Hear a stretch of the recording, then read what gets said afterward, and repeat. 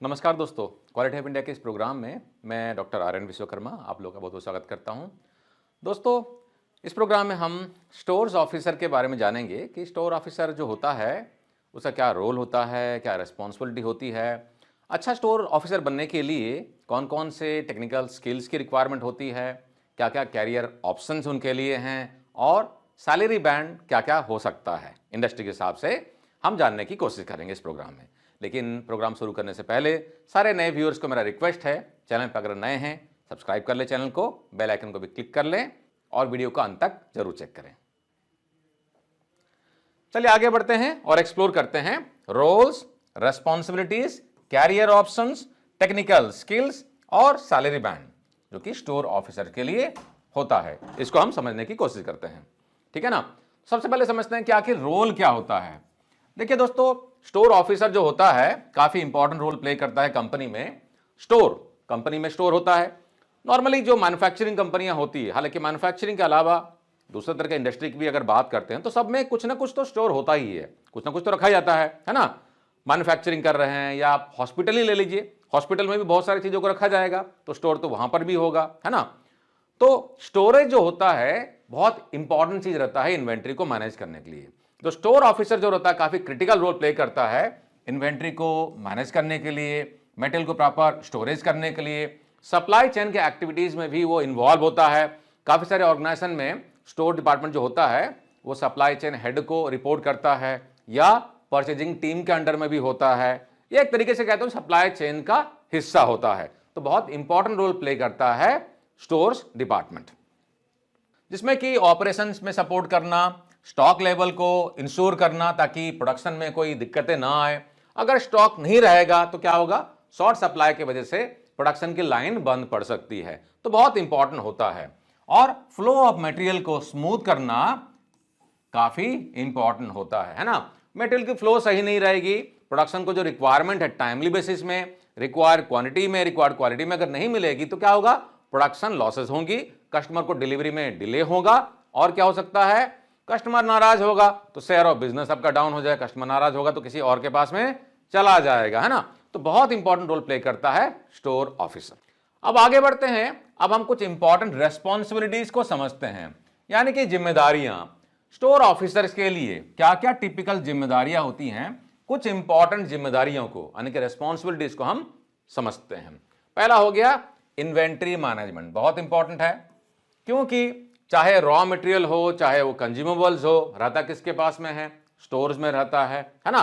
तो स्टोर अपने पास में सब चीजों को रख रखाव देखता है ना। तो इन्वेंट्री को मैनेज करना काफी क्रिटिकल होता है। तो एक्यूरेट स्टॉक रिकॉर्ड रखना, अगर एक्यूरेट स्टॉक रिकॉर्ड नहीं रहेगा, फॉर एग्जाम्पल है पार्ट रखा हुआ 100 और उसने अपने रिकॉर्ड में डाल दिया है 500, है ना। तो परचेज वाला देखेगा सिस्टम में, भैया 500 पार्ट तो पड़ा ही हुआ है, वो मंगाएगा नहीं, और एक्चुअल में 100 है और प्रोडक्शन को रिक्वायरमेंट थी 250 पार्ट की। तो क्या होगा, जब वो इशू करने के लिए आएगा तो पार्ट तो होगा ही नहीं, तो क्या होगा, लाइन बंद पड़ जाएगा, है ना। तो ये बहुत इंपॉर्टेंट होता है कि सही स्टॉक सिस्टम में मेंटेन करे, regularly update inventory data in the system.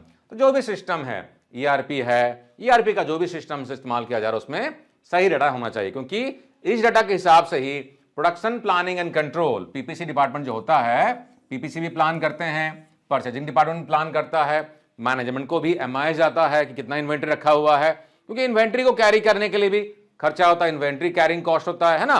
तो परचेज डिपार्टमेंट के पास में टारगेट भी होता है या स्टोर्स के पास टारगेट होता है कि इन्वेंट्री कैरिंग कॉस्ट को भी कम करना है। तो सही स्टॉक सिस्टम में रहना बहुत इंपॉर्टेंट होता है, ठीक है ना। Conduct periodic stock audit to minimize discrepancies. तो डिस्क्रिपेंसी जो है, गैप अगर इस तरह से निकल के आ रहा है 100 दिखा रहे हैं 500, है 500 दिखा रहे हैं 100, तो प्रॉब्लम हो सकती है। तो डिस्क्रिपेंसी कम करने के लिए पीरियोडिक को चेक करना जरूरी होता है। ये पहला हो गया हमारा रेस्पॉन्सिबिलिटी इन्वेंट्री मैनेजमेंट स्टोर्स का, ठीक है ना। दूसरा हो गया हमारा स्टॉक हैंडलिंग। तो प्रॉपर तरीके से मटेरियल को हैंडलिंग करना बहुत जरूरी है। मटेरियल सप्लायर से आया हुआ है, उसका अनलोडिंग करना, ठीक तरीके से उसको रखना, विद इन स्टोरेज में भी मूवमेंट करना। अगर सही तरीके से हैंडलिंग नहीं हुआ तो क्या होगा, डैमेज वगैरह होंगे, डैमेज होगा तो पार्ट खराब होगा, है ना, या डिफेक्टिव पार्ट जो रहेगा, डैमेज पार्ट जो रहेगा चला गया प्रोडक्शन लाइन में तो क्या होगा, वो असेंबल हो जाएगा तो डिफेक्टिव पार्ट कस्टमर को चला जाएगा। कस्टमर कंप्लेन आ जाएगी। मटेरियल अगर बाहर रखा हुआ है, खुले में रखा हुआ है, डस्ट चला गया, रस्टी हो गया, है ना, ये सारी चीजें बहुत इंपॉर्टेंट होती है। तो इन सब चीजों का भी हमको ध्यान रखना पड़ता है, ये भी हमारी जिम्मेदारी होती है एज ए स्टोर्स ऑफिसर्स। ठीक है। थर्ड हो गया प्रोक्योरमेंट एंड रीप्लेनिशमेंट। तो दोस्तों सप्लायर को काफी बार स्टोर्स डिपार्टमेंट की तरफ से भी इंफॉर्मेशन जाता है, परचेज भी कोऑर्डिनेट करते हैं या स्टोर्स भी कोऑर्डिनेट करता है, जिसमें कि स्टॉक लेवल, है ना, अगर आपके पास में ऐसा सिस्टम है जैसे कि कानबान सिस्टम होता है कि स्टॉक लेवल जो रहेगा इतना है, उससे अगर नीचे चला गया तो रीऑर्डर लेवल जनरेट हो जाएगा और सप्लायर को इंफॉर्मेशन चला जाएगा, सप्लायर मटेरियल को रीप्लेनिश करेगा, यानी कि जहां पर जो घट गया है उसको वो करेगा। फॉर एग्जाम्पल इसी को कंपैरिजन कर लेते हैं एक मॉल से। मॉल में फॉर एग्जाम्पल बिग बाजार जैसे होता है ना, बिग बाजार, रिलायंस स्टोर वगैरह आपने देखा होगा, वहां पर क्या होता है, रैक वगैरह में या जगहों पर क्या होता है, स्टॉक रखे हुए रहते हैं, मटेरियल रखे हुए रहते हैं। और मटेरियल जो रखा हुआ रहता है, अगर उस मटेरियल को फॉर एग्जाम्पल वहां 50 पार्ट रखने हैं या 50 आइटम रखने हैं, 50 में से जहां पर 10 आइटम कम हो गए, 40 से नीचे हो गया, तो स्टोर्स का बंदा क्या करेगा, वहां पर आके रिप्लेनिशमेंट कर देगा, उसको भर देगा। तो भी एक तरीके का कानबान सिस्टम हो गया। तो खैर कानबान में भी नहीं जाते हैं हम लोग, है ना, हम कानबान डिस्कशन नहीं कर रहे हैं। तो प्रोक्योरमेंट में सपोर्ट करना और रिप्लेनिशमेंट करना भी इंपॉर्टेंट रेस्पॉन्सिबिलिटी होती है स्टोर्स की। ठीक है ना, स्टॉक लेवल को मॉनिटरिंग करना और रिप्लेनिशमेंट के ऑर्डर को भी इनिशिएट करना, यह भी स्टोर की जिम्मेदारी होती है। थोड़ा बहुत जिम्मेदारियां कंपनी टू कंपनी वैरी करता है, लेकिन हम लोग जो बात कर रहे हैं मोटा मोटी ब्रॉड लेवल में ऐसा ही होता है मोस्ट ऑफ द कंपनीज में। ठीक है। Lies with suppliers for timely delivery, supplier साथ में कोऑर्डिनेशन भी करें कि टाइमली बेसिस में डिलीवरी करें, क्योंकि टाइमली बेसिस मटेरियल नहीं आएगा तो क्या होगा, प्रोडक्शन के लिए जो रिक्वायर्ड मटेरियल है टाइमली मिलेगा नहीं, तो लाइन पर इंपैक्ट पड़ सकता है। फोर्थ हो गया हमारा डॉक्यूमेंटेशन। तो दोस्तों स्टोर्स में भी काफी सारे इंपॉर्टेंट डॉक्यूमेंटेशन बनाने पड़ते हैं, है ना, परचेज ऑर्डर को मेंटेन करना, इनवॉइसेस को मेंटेन करना, डिलीवरी के रिसिप्ट्स को मेंटेन करना, जीआरआर वगैरह होते हैं उसको प्रॉपर्ली रिकॉर्ड करना, स्टॉक्स के रिकॉर्ड वगैरह बनाने पड़ते हैं, सिस्टम में ईआरपी सिस्टम में उसको एंट्री करने पड़ते हैं वगैरह वगैरह। तो इसमें जो भी नेसेसरी डॉक्यूमेंटेशन होते हैं, प्लस कंपनी में अगर आईएसओ सिस्टम है या जो भी क्वालिटी मैनेजमेंट सिस्टम है उसके हिसाब से रिलेवेंट जो प्रोसीजर्स हो गया, वर्क इंस्ट्रक्शंस हो गया, एसओपी हो गया, उसके हिसाब से काम को करना और नेसेसरी रिपोर्ट्स वगैरह जनरेट करना, रिकॉर्ड वगैरह मेंटेन करना, ये भी इंपॉर्टेंट जिम्मेदारियां होती हैं स्टोर्स ऑफिसर की। ठीक है। नेक्स्ट हो गया क्वालिटी कंट्रोल। तो क्वालिटी कंट्रोल कैसे करेंगे, इंस्पेक्ट गुड्स फॉर डैमेजेस और क्वालिटी इश्यूज। अब ऐसा नहीं है कि डायमेंशनली प्रोडक्ट को चेक करें, लेकिन जब मटेरियल सप्लायर से आता है, कुछ भी आता है, चाहे वो कंज्यूमेबल्स हो गया, टूल्स हो गए, फिक्सर्स हो गए, जिग्स हो गए या रॉ मटेरियल हो गए, तो एक बार तो विजुअल इंस्पेक्शन जो होता है या क्वांटिटी को चेक करना, क्वांटिटी सही है कि नहीं। सप्लायर ने भेजा है 50 टन, ठीक है ना, 50 टन मटेरियल भेजा था, तो 50 टन आया है कि नहीं आया है, ये क्वालिटी वाला चेक नहीं करता है। क्वालिटी वाला देखेगा, डायमेंशनल प्रॉपर्टी देखेगा, फंक्शनल टेस्टिंग करेगा, केमिकल प्रॉपर्टी चेक करवाएगा वगैरह वगैरह। तो 50 टन जो मंगवाया था, तो 50 टन आया है कि नहीं आया है, या 50 बोरियों में, 50 बैग में या 50 बोरियों में अगर मटेरियल आया था तो वह है कि नहीं। सप्लायर ने कहीं 50 के जगह में 40 बैग तो नहीं भेज दिया, है ना। तो जैसा भी मटेरियल आ रहा है, बोरियों में आ रहा है, बैग में आ रहा है, या रैप करके आ रहा है, कॉटन में आ रहा है, तो सही क्वांटिटी में आया है कि नहीं है, और बैग फटा हुआ तो नहीं है, मटेरियल रस्टी तो नहीं हो गया है। इन सब चीजों को तो कौन देखेगा, स्टोर्स ही देखता है। ठीक है ना। तो स्टोर्स ऑफिसर जो रहता है डैमेजेस और क्वालिटी इश्यूज के लिए भी चेक करते हैं। Ensure storage conditions meet required quality standards, ये भी चेक करते हैं स्टोर्स के ऑफिसर। सिक्स्थ हो गया कोऑर्डिनेशन। अब स्टोर्स डिपार्टमेंट काफी इंपॉर्टेंट डिपार्टमेंट होता है, ये कंटिन्यूअसली कोऑर्डिनेट करते रहते हैं, किसके साथ में, प्रोडक्शन के साथ में, परचेज टीम के साथ में, सेल्स टीम के साथ में, पीपीसी टीम के साथ में, है ना, इनके साथ में प्रॉपर कोऑर्डिनेशन करते रहते हैं ताकि टाइमली बेसिस में मटेरियल प्रोडक्शन को मिलता रहे, अनइंटरप्टेड सप्लाई होता रहे, ताकि प्रोडक्शन में लॉसेस ना हो, डिलीवरी में डिले ना हो, है ना। ये कोऑर्डिनेशन करना भी बहुत इंपॉर्टेंट होता है और इंश्योर करना कि टाइमली डिस्पैच ऑफ मटेरियल और प्रोडक्ट वगैरह टाइमली बने। नेक्स्ट रेस्पॉन्सिबिलिटी हो गई सेफ्टी एंड कंप्लायंस। तो स्टोर्स को जो भी सेफ्टी के रिक्वायरमेंट हैं, फॉर एग्जांपल बहुत सारी चीजें रहती हैं ऐसे रखी हुई स्टोर्स में जिसके लिए सेफ्टी स्टैंडर्ड्स को मीट करना पड़ता है। फॉर एग्जांपल केमिकल्स रखा गया है ना, तो क्या केमिकल प्रॉपर्ली रखा गया है, उसको जिस तरह का वातावरण चाहिए, जिस तरह कंट्रोल चाहिए वो प्रॉपर्ली रखा गया है, उसका भी पीरियोडिक चेक करना है ना, उसके लिए नेसेसरी वर्क इंस्ट्रक्शन वगैरह लगाना, कुछ अगर उसको हैंडलिंग करने के लिए नेसेसरी पीपीई इस्तेमाल करना है तो लोग उसको इस्तेमाल कर रहे हैं कि नहीं कर रहे हैं, ठीक है ना। इन सब चीजों का भी ध्यान रखना जिम्मेदारी होती है स्टोर्स की, बहुत क्रिटिकल होता है। और बहुत सारे ऐसे मटेरियल भी होते हैं जहां पर कि जिनका कि सेल्फ लाइफ होता है ना, सेल्फ लाइफ वाले भी आइटम होते हैं। सेल्फ लाइफ आइटम जैसे कि रबर के पार्ट्स हो गए, बेयरिंग्स हो गए, पेंट हो गए, थिनर हो गए, इनका सेल्फ लाइफ होता है। अगर इसमें फीफो फॉलो नहीं किया, फर्स्ट इन फर्स्ट आउट नहीं फॉलो किया और आपने इस्तेमाल किया LIFO, last in first out, कैसा हो सकता है? फॉर एग्जाम्पल बियरिंग को एक लोहे के कंटेनर में भरा जा रहा है, नीचे भर दिया और नया माल आया ऊपर से भर दिया, तो नया माल जब ऊपर में भरा जाएगा निकलेगा कहां से? ऊपर से ही निकाला जाएगा। तो जो लास्ट में आया वो पहले निकल गया, तो क्या इस्तेमाल किया आपने इस्तेमाल किया LIFO, last in first out.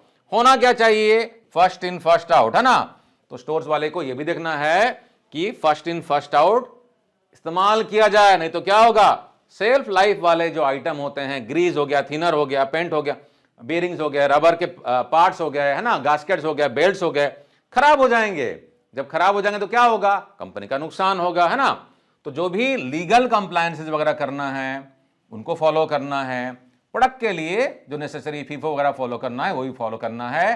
Necessary hygienes, chemical को प्रॉपर तरीके से हैंडलिंग, है ना, ये सब भी जिम्मेदारी होती है स्टोर्स ऑफिसर की। नेक्स्ट हो गया कॉस्ट कंट्रोल। तो दोस्तों अगर ज्यादा इन्वेंट्री रहेगा तो इन्वेंट्री कैरिंग कॉस्ट होता है। इन्वेंट्री का मतलब क्या हो गया? कंपनी का critical working capital blocked. Company को चलाने के लिए जो वर्किंग कैपिटल पैसा चाहिए होता है, कैश चाहिए होता है, कैश ही नहीं रहेगा तो क्या होगा? कंपनी को प्रॉब्लम होगा। और हम जानते हैं कि लीन में क्या होता है? 7 टाइप्स ऑफ वेस्ट होता है, 7 डेडली वेस्ट होता है लीन में, 7 डेडली वेस्ट होता है ना, जिसे कि हम मुदा कहते हैं, ठीक है ना। टीम वुड से हम जानते हैं उसको, टीम वुड से मुदा जानते हैं, इसका भी वीडियो है, इसको आप चेक करना, ठीक है ना। टीम वुड, और टीम वुड में हमारा जो TIM, तो आई जो है वो है इन्वेंट्री के लिए, है ना। तो इन्वेंट्री क्या होता है? इन्वेंट्री का मतलब हो गया मनी इज ब्लॉक्ड, पैसा फंसा हुआ है, कैश इज ब्लॉक्ड, कैश फंसा हुआ है। तो ज्यादा इन्वेंट्री रहेगा तो कंपनी का वर्किंग कैपिटल फंसेगा, तो कंपनी को चलाने के लिए दिक्कत होगी, पैसा कहां से आएगा? एक्सपांशन करना है, नई मशीनें खरीदनी है, वगैरह वगैरह, है ना। तो ये भी इंपॉर्टेंट चीज होता है स्टोर्स के लिए कि इन्वेंट्री को भी मिनिमम में रखे, ज्यादा नहीं रखे। बहुत बार क्या होता है, मटेरियल पड़े रहते हैं, पुराने मटेरियल पड़े हुए हैं और नए नए ऑर्डर आ रहे हैं, नया को ही इशू किया जा रहा है, पुराना तो सही पड़ा हुआ है ना। तो कंपनी को बहुत दिक्कत होती है बाद में। 9th हो गया हमारा रेस्पॉन्सिबिलिटी स्टोर ऑफिसर के लिए, रिपोर्टिंग एंड एनालिसिस। वैसे ये हर एक डिपार्टमेंट के लिए होता है। आपको अपने रिक्वायर्ड जो MIS होता है, मैनेजमेंट इंफॉर्मेशन सिस्टम, MIS, आपको अपने बॉस को, मैनेजमेंट को इंफॉर्मेशन देना होता है कि आपका परफॉर्मेंस कैसा चल रहा है। तो जो भी आपके KPIs हैं, यानी कि की परफॉर्मेंस इंडिकेटर्स हैं, ठीक है ना। तो की परफॉर्मेंस इंडिकेटर्स बहुत इंपॉर्टेंट होता है किसी भी ऑर्गेनाइजेशन के लिए। वैसे क्वालिटी ऑफ इंडिया में KPI और KRA एंड KRA का एक एक्सक्लूसिव कोर्स ही है, छोटा सा, बहुत इंपॉर्टेंट है, हर एक को सीखना चाहिए। तो आप इसको एक्सप्लोर कर सकते हैं। तो की परफॉर्मेंस इंडिकेटर्स, की रिजल्ट एरिया जो आपका है स्टोर्स ऑफिसर का, उसको प्रेजेंटेशन देना है, टॉप मैनेजमेंट को बताना कि क्या ट्रेंड चल रहा है, टारगेट अचीव कर रहे हैं कि नहीं कर रहे हैं। For example inventory carrying cost है, ज्यादा तो नहीं हो गया टारगेट से, हो गया तो क्या एक्शन ले रहे हो, है ना, कब तक लोगे, ये सारा चीज रिपोर्ट बना के मैनेजमेंट को प्रेजेंट करना होता है विथ प्रॉपर एनालिसिस, ठीक है ना। ये भी रिस्पॉन्सिबिलिटी होती है स्टोर्स ऑफिसर की। अब बात करते हैं दोस्तों कैरियर ऑप्शंस की। तो हमने रोल समझ लिया, रेस्पॉन्सिबिलिटी समझ लिया, क्या क्या कैरियर ऑप्शन हो सकते हैं आगे बढ़ने के लिए एक स्टोर ऑफिसर के लिए, ठीक है ना। तो वेयरहाउस मैनेजर, बड़े बड़े जो वेयरहाउस होते हैं, अपॉर्चुनिटी है स्टोर ऑफिसर को कि उसका मैनेजमेंट करें, या कंपनी में भी मल्टीपल अगर स्टोर्स है, बड़े स्टोर्स हैं, आप उसमें ग्रो कर सकते हैं, मल्टीपल स्टोर्स को मैनेज कर सकते हैं, स्टोर्स इंचार्ज बन सकते हैं, ये कैरियर ऑप्शन रहता है। और साथ ही साथ आप इन्वेंट्री मैनेजर भी बन सकते हैं। कुछ जगहों में क्या होता है, एक्सक्लूसिव पोजीशंस होता है, इन्वेंट्री कंट्रोल मैनेजर्स। तो अगर आपको ठीक ठाक से अगर चीज़ों के बारे में पता चलता है, कैसे इन्वेंट्री को मैनेज कर सकते हैं, मिनिमाइज कर सकते हैं, प्रॉपर कंट्रोल कर सकते हैं, रिपोर्टिंग एनालिसिस कैसे करते हैं, तो आप इन्वेंट्री मैनेजर भी बन सकते हैं, ठीक है ना, ताकि इन्वेंट्री को ऑप्टिमाइज करने का रोल आपको दिया जाएगा। बहुत क्रिटिकल रोल होता है काफी सारे कॉर्पोरेट्स में, ठीक है ना। साथ ही साथ आप प्रोक्योरमेंट के रोल में भी अपने आप को लेके जा सकते हैं, specialize in vendor management and purchasing, क्योंकि स्टोर्स ऑफिसर जो रहता है बहुत क्लोजली काम करता है पीपीसी और परचेज डिपार्टमेंट के साथ ही साथ वेंडर के साथ में। अगर आप वेंडर को प्रॉपरली हैंडल करना सीख गए, वेंडर के पास में आप विजिट कर रहे हैं, उनको आप रिव्यू वगैरह भी कर रहे हैं, तो वेंडर ऑडिट, वेंडर डेवलपमेंट का रोल भी आप कर सकते हैं, उसका मैनेजर बन सकते हैं, परचेजिंग में जा सकते हैं, परचेजिंग मैनेजर बन सकते हैं। धीरे धीरे करके ग्रो करके आप सप्लाई चेन हेड में भी जा सकते हैं। डिपेंड करता है कि आप किस तरह से अपने कैरियर पाथ को प्लान करते हैं, ठीक है ना। Supply chain analyst, supply chain का एनालिसिस भी कर सकते हैं, उसका एनालिस्ट भी बन सकते हैं, बाद में उसका हेड पोजीशन के लिए भी आप ग्रो कर सकते हैं। देखिए, अगर किसी पर्टिकुलर पोजीशन को आप टारगेट कर रहे हो तो कैसे ग्रो करना है, इसके लिए क्या क्या रिक्वायरमेंट है, technical skills, behavioural skills, educational, तो कॉम्पिटेंसी में क्या क्या रिक्वायरमेंट है आपको स्टडी करना पड़ेगा, गैप्स को आइडेंटिफाई करना पड़ेगा और उसके हिसाब से नेसेसरी आपको कॉम्पिटेंसी डेवलप करना है। क्वालिटी ऑफ इंडिया इसमें हम लोगों को सपोर्ट करते हैं, हम लोगों को गाइड करते हैं, मेंटर करते हैं उनको उनके कैरियर में आगे बढ़ने के लिए। और हमारे जो हजारों स्टूडेंट्स हैं फ्रॉम 50+ कंट्रीज में जो हमारे ऑनलाइन कोर्सेज को एक्सप्लोर कर रहे हैं, या हमारे दूसरे जो क्लाइंट हैं उनमें जो लोग काम करते हैं, हम उनको कैरियर गाइडेंस भी देते हैं, ठीक है, ताकि उनको उनके कैरियर में आगे बढ़ने में उनको मदद मिले। ठीक है, आगे बढ़ते हैं। ऑपरेशनल मैनेजर, जैसा कि मैंने बताया था, स्टोर्स ऑफिसर जो होता है ऑपरेशन, प्रोडक्शन या पीपी साथ में बहुत क्लोजली काम करता है। तो आप अपने रोल को थोड़ा ब्रॉडर कर सकते हैं और ऑपरेशंस में भी या ऑपरेशनल लॉजिस्टिक्स को मैनेजमेंट करने के लिए भी आप एक्सप्लोर कर सकते हैं, ठीक है ना। ये कुछ कैरियर ऑप्शंस हो जाएगा आपके लिए आगे बढ़ने के लिए। अब बात करते हैं कुछ टेक्निकल स्किल्स जो कि स्टोर ऑफिसर को चाहिए होता है या आगे बढ़ने के लिए चाहिए होगा, ठीक है ना। कुछ इंपॉर्टेंट चीजों को समझते हैं। इन्वेंट्री मैनेजमेंट के टूल्स का नॉलेज होना बहुत जरूरी है स्टोर्स ऑफिसर को। तो आप एक कंपनी में जो भी सॉफ्टवेयर है या जहां आप अप्लाई कर रहे हैं, तो फॉर एग्जांपल SAP है, ओरेकल है, टैली ERP है, माइक्रोसॉफ्ट डायनामिक्स है, तरह तरह के बहुत सारे सॉफ्टवेयर्स आते हैं, कंपनियां इस्तेमाल करती है। तो जो भी सॉफ्टवेयर्स हैं, अगर आपको उसके बारे में जानकारियां हैं तो आपको ये हेल्प करेगा आगे बढ़ने में। डेटा एनालिसिस का आपको स्किल्स होना चाहिए, काफी सारे इसके भी सॉफ्टवेयर आते हैं। बाकी एक्सेल में भी काफी सारे ऑप्शंस हैं, पाइवोट टेबल्स हो गया, VLOOKUP हो गया, आप इनका इस्तेमाल कर सकते हैं। एक्सेल में बहुत सारे टेम्पलेट्स वगैरह रहते हैं जहां पर कि आप इस्तेमाल करके या उसमें जो फॉर्मूला वगैरह दिए रहते हैं या कंडीशनल फॉर्मेटिंग करके भी आप काफी कुछ एनालिसिस कर सकते हैं, ग्राफ चार्ट वगैरह भी बना सकते हैं, ठीक है ना। तो ये काफी आपको हेल्प करेगा आपके कैरियर को आगे बढ़ाने के लिए और अपने प्रोफेशनल रोल को बेहतर तरीके से आपको निभाने के लिए, ठीक है ना। तो डेटा एनालिसिस का काफी क्रिटिकल रोल हो जाएगा। वेयरहाउस मैनेजमेंट सिस्टम, इन्वेंट्री को मैनेज करने के साथ साथ अगर आप किसी वेयरहाउस में काम कर रहे हैं या काम करना चाहते हैं तो काफी सारी जगह में उसको मैनेजमेंट करने का भी सॉफ्टवेयर वगैरह आता है, तो आप उसके बारे में भी अपना नॉलेज बढ़ा सकते हैं, एक्सपीरियंस को ले सकते हैं। तो अगर आप किसी वेयरहाउस में काम कर रहे हैं तो वेयरहाउस मैनेजमेंट का जो सॉफ्टवेयर होता है आपको उसके बारे में पता होना चाहिए। बेसिक अकाउंटिंग आपको नॉलेज होना चाहिए, बहुत इंपॉर्टेंट है। इनफैक्ट ये लगभग सारे प्रोफेशनल को पता होना ही चाहिए।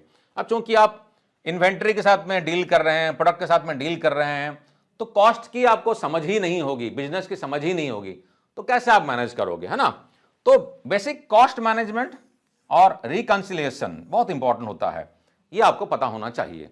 तो कॉस्ट की भाषा, बिजनेस की भाषा सबको पता होनी चाहिए।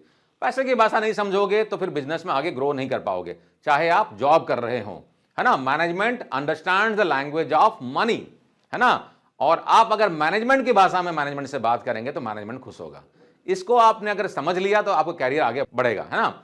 सिर्फ टेक्निकल स्किल से आप एक लेवल तक जा सकते हैं, बाद में आपको फिर और भी चीजों को जानना पड़ता है, एनालिटिकल स्किल्स, प्रॉब्लम सॉल्विंग के skills, people management skills, business skills, है ना। इन सब चीजों के बारे में भी जानकारी आपको होनी चाहिए। नेक्स्ट हो गया लॉजिस्टिक्स एंड सप्लाई चेन का भी नॉलेज आपको होना चाहिए। टेक्निकल नॉलेज है, ये बहुत इंपॉर्टेंट है, और अगर आप स्टोर्स में हैं तो स्टोर्स के लिए तो काफी क्रिटिकल ये हो जाता है, ठीक है ना। Familiarity with logistics, procurement process and supply chain concept, क्योंकि ओवरऑल में आप कैसे रोल प्ले कर रहे हैं, कहां कहां पर इंपैक्ट हो रहा है, आपको उसकी समझ होनी ही चाहिए, नहीं तो फिर आपको दिक्कत होगी, ठीक है। ये कुछ इंपॉर्टेंट टेक्निकल स्किल्स हो गए। आगे बढ़ते हैं, अब समझते हैं कुछ सॉफ्ट स्किल के बारे में भी। सॉफ्ट स्किल भी काफी इंपॉर्टेंट होता है इंडिविजुअल्स के लिए, तो हमने कुछ आइडेंटिफाई किया है। अटेंशन टू डिटेल्स, चीजों को परखना, नजर में रखना, छोटी छोटी चीजों को भी आइडेंटिफाई करना, ये बहुत इंपॉर्टेंट स्किल्स होता है। नहीं तो क्या होगा, आपका ऑब्जर्वेशनल स्किल्स अगर सही नहीं रहेगा तो दिक्कत होगा, किसी भी मैनेजर के लिए बहुत इंपॉर्टेंट होता है। Strong organizational and time management skills, time management भी काफी क्रिटिकल होता है। वैसे क्वालिटी ऑफ इंडिया में टाइम मैनेजमेंट का भी एक छोटा सा कोर्स है, आप उसको भी एक्सप्लोर कर सकते हैं, काफी हेल्प करेगा। छोटा सा कोर्स है, बहुत ही नॉमिनल प्राइस है, आपके मतलब प्रोफेशनल लाइफ को बेटर करने के लिए, मैनेज करने के लिए आपको हेल्प करेगा। थोड़ा मोड़ा तो इन्वेस्टमेंट आपको अपने ऊपर में करना ही चाहिए, अगर आप नहीं करोगे तो आगे बढ़ नहीं पाओगे, है ना। काफी सारे लोग रहते हैं ऐसे कि कंपनी में ज्वाइन कर लिया आपने, आपको कंपनी को सौंप दिया है, अब कंपनी मेरा उद्धार करेगी, है ना, मेरी तो कोई जिम्मेदारी मेरे लिए है ही नहीं, तो ऐसा आप ग्रो नहीं कर पाओगे। कंपनी करेगी, ट्रेनिंग करवाएगी, लेकिन वो अपने हिसाब से करवाएगी। आपको अगर ग्रो करना है तो आपको अपने हिसाब से अपने ऊपर में इन्वेस्टमेंट करना पड़ेगा, ठीक है ना। Strong organizational and time management skills, ये काफी इंपॉर्टेंट है। कम्युनिकेशन स्किल बहुत इंपॉर्टेंट है आपका। अब कम्युनिकेशन का मतलब नहीं होता कि इंग्लिश में बात करना, वैसे प्रोफेशनल लाइफ में, कॉर्पोरेट्स में इंग्लिश भी बहुत इंपॉर्टेंट हो जाता है, लेकिन कम्युनिकेशन, बात करने का तरीका, प्रेजेंटेशन करने का तरीका, लोगों को समझाने का तरीका आपको पता होना चाहिए। नहीं पता है तो फिर दिक्कत होगी आपको आगे बढ़ने में, है ना। ये बहुत इंपॉर्टेंट सॉफ्ट स्किल है। प्रॉब्लम सॉल्विंग का स्किल तो होना ही चाहिए, क्योंकि हर एक प्रोफेशनल्स के लिए प्रॉब्लम सॉल्विंग एबिलिटी होनी चाहिए, क्योंकि प्रॉब्लम हर एक डिपार्टमेंट में होती है। और अगर आप डिपार्टमेंट के मैनेजर बनोगे, सुपरवाइजर बनोगे, हेड बनते हैं, तो आपको तरह तरह के प्रॉब्लम को डील करना पड़ता है, तो आपको प्रॉब्लम सॉल्विंग की एबिलिटी आपको आनी ही चाहिए, ठीक है। टीम कोऑर्डिनेशन एंड लीडरशिप भी आपको आनी चाहिए अगर आप लीडरशिप पोजीशन में जाना चाहते हैं तो, ठीक है, बहुत इंपॉर्टेंट हो जाएगा ये। तो ये कुछ इंपॉर्टेंट हो जाएंगे आपके लिए सॉफ्ट स्किल्स। अब बात करते हैं दोस्तों सैलरी बैंड क्या हो सकता है। अब वैसे अगर सैलरी बैंड की बात करते हैं दोस्तों, तो बहुत सारे फैक्टर्स में रहते हैं, किस तरह के कंपनी में काम करते हैं, छोटा कंपनी है, बड़ा कंपनी है, कैसा इंडस्ट्री है, इंडिया के किस पार्ट में है, सिटी कौन सा है, बड़े शहरों में थोड़ा सा सैलरी ज्यादा मिलता है, छोटे छोटे शहरों में थोड़ा सा सैलरी कम मिलता है, बड़े बड़े कॉर्पोरेट्स हैं थोड़ा सा ज्यादा सैलरी देते हैं, है ना। तो बहुत सारे फैक्टर रहता है। आपकी एंट्री कैसे हुई थी, आपका एजुकेशनल बैकग्राउंड क्या था, किस लेवल से आपने एंट्री किया था, किस कॉलेज से पास आउट किया था, वो बेसलाइन भी बहुत इंपॉर्टेंट होता है। बेसलाइन अगर आपका कम था तो फिर आपका इंप्रूवमेंट भी उसी हिसाब से धीरे धीरे चलेगा, है ना। तो ये सब इंपॉर्टेंट फैक्टर्स है। फिर भी हमने एक जनरलाइज तरीके से कुछ चीजों को हमने यहां पर समराइज करने की कोशिश किया है, ताकि आपको एक ब्रॉड लेवल का पर्सपेक्टिव तो मिल जाए, क्या क्या सैलरी बैंड होता है अलग अलग लेवल के हिसाब से, ठीक है ना। चलिए बात करते हैं, तो पहला लेवल ले लेते हैं एंट्री लेवल।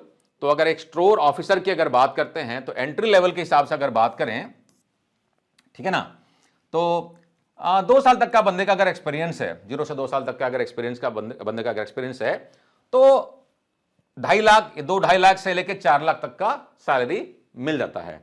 छोटी कंपनी में हो सकता है सैलरी थोड़ा सा कम भी हो, 2-2.5 लाख के आसपास ही हो। 4 लाख अगर मैं बात कर रहा हूं एंट्री लेवल की, मतलब ठीक ठाक कंपनी है, बड़ी कंपनी है, और आपने ठीक ठाक कॉलेज से ठीक ठाक से पढ़ाई किया हुआ, और आपकी एंट्री थोड़ी सी दमदार है, ठीक है ना। बहुत सारी जगहों मैंने देखा है, बहुत सारे कम सैलरी में भी लोग काम करते हैं, 12-15 हजार में भी काम करते हैं, क्या बोलते हैं, एंट्री लेवल में काफी सारी कंपनियां हैं, ठीक है ना। मिड लेवल में अगर बात करते हैं, आपका 2 से 5 साल का एक्सपीरियंस अगर हो गया है तो 4 से 6 लाख या 6.5 लाख का आपकी सैलरी हो सकता है, ठीक है ना। ये रेंज है, लेकिन आपको नेसेसरी स्किल्स उसी तरीके से आपको अक्वायर करते हुए चलना पड़ेगा। अब ऐसा नहीं कि सिर्फ आपका नंबर ऑफ ईयर्स का टैग लग गया, आपने कुछ एक्सपीरियंस भी अपने साथ में ऐड किया हुआ है, कुछ स्पेशल स्किल्स डेवलप किया हुआ है, तो ये आपको और आगे बढ़ाएगा, ठीक है ना। फिर आ जाता है हम सीनियर लेवल का पोजीशन। तो सीनियर लेवल का पोजीशन जो हम बात कर रहे हैं, यहां पर हम लोग लेके चल रहे हैं 5+ ईयर्स का, ठीक है ना। तो 5+ ईयर्स में आप एक्सपेक्ट कर सकते हैं कि 6.5 से 10 लाख का पैकेज, लेकिन ये जो लेवल हो जाएगा यहां पर आप मतलब एक तरीके से बात कर सकते हैं कि मैनेजरियल लेवल की तरफ आप एंट्री कर रहे हैं और आप मल्टीपल टीम को आप मैनेज कर रहे हैं। अगर आप इंडिपेंडेंटली काम कर रहे हैं तो आपकी सैलरी इतनी नहीं होगी, दिक्कत हो सकती है। थोड़ा सा आप टीम मैनेजमेंट में या कुछ पर्टिकुलर एरिया को लीड करने की तरफ में अगर आप जा रहे हैं तो आपको ये पैकेजेस आपको मिल सकता है, ठीक है ना। और नेक्स्ट लेवल जो हो गया थोड़ा सा हायर पोजीशन की अगर बात करते हैं, यहां पर सीनियर मैनेजर का अगर हम लोग पकड़ लेते हैं, सीनियर मैनेजर एंड प्लस ऊपर में अगर जाते हैं, जहां पर कि आप एक पर्टिकुलर डिपार्टमेंट कोई कंपनी में आप हेड कर रहे हैं, मल्टीपल चीजों को मैनेज कर रहे हैं, किसी particular senior management team members को आप रिपोर्ट कर रहे हैं, एमआईएस खुद ही बना रहे हैं, टीम मैनेजमेंट खुद ही हो रही है, प्लानिंग खुद भी आप कर रहे हैं, है ना।